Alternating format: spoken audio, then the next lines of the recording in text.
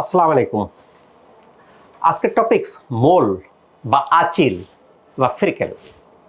আমরা মোল আচিল কালো বা বাদামি বর্ণের হয়, কোনোটা ত্বকের সাথে মিশে থাকে, কোনোটা একটু উঁচু হয়। শরীরের বিভিন্ন অংশে হতে পারে,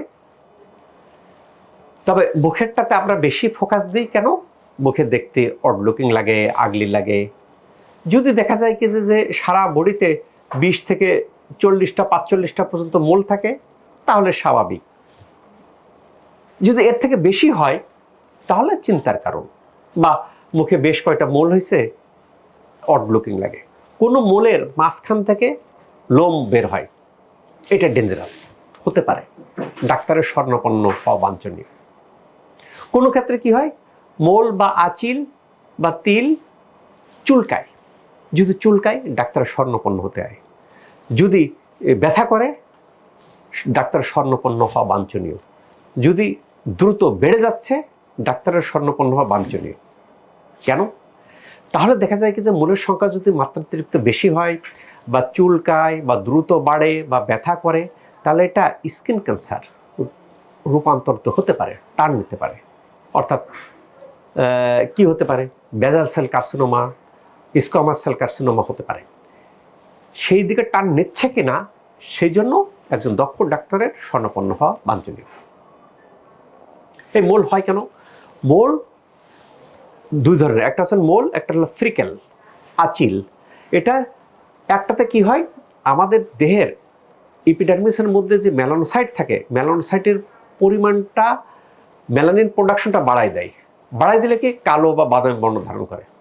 ফ্রিকেলে কি হয়, ফ্রিকেলে দেখা যায় কি যে মেলানোসাইটের পরিমাণটা বাড়ে। তো মেলানোসাইটের পরিমাণটা বাড়লে অটোমেটিক কালো হয়। রোদে যদি দীর্ঘক্ষণ থাকা হয়, হতে পারে জেনেটিক কারণে, হতে পারে বা আননোন কিছু কারণে এটা হতে পারে।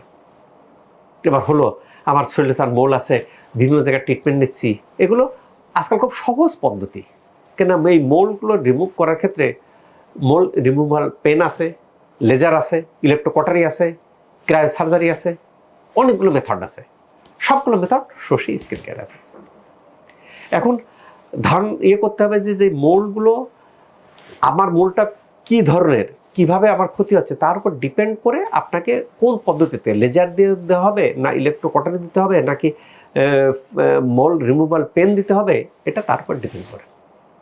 খুব ইজি। মোলটা চিকিৎসা নিতে গেলে দেখা যায় যে একজন ট্রিটমেন্টে বিভিন্ন জায়গা নেন, যদি রেজাল্ট না হয় শশী, আস্থার স্থান কি শশী। এই ক্ষেত্রে আরও সুবিধা কি, আমি ঢাকার বাইরে থেকে আসছি, ঢাকাতে আসে ট্রিটমেন্ট নিয়ে আবার চলে যেতে পারি, অসুবিধা হয় না। দিনে দিনে ট্রিটমেন্ট, দিনে দিনে গো ব্যাক। তবে এখানে আসার পূর্বে নিচের নাম্বারে ফোন দিয়ে সিরিয়াল নিয়ে আসার জন্য অনুরোধ করব। কেন?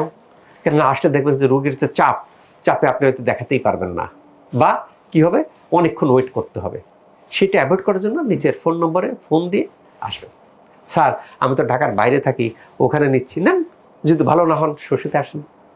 শশীতে এগুলো বিশ্বের সবচেয়ে লেটেস্ট লেজার আনা হয়েছে, এবং এখানে দক্ষ, এখানকার রেজাল্ট যিনি অপারেট করেন তিনি এমবিবিএস ডাক্তার।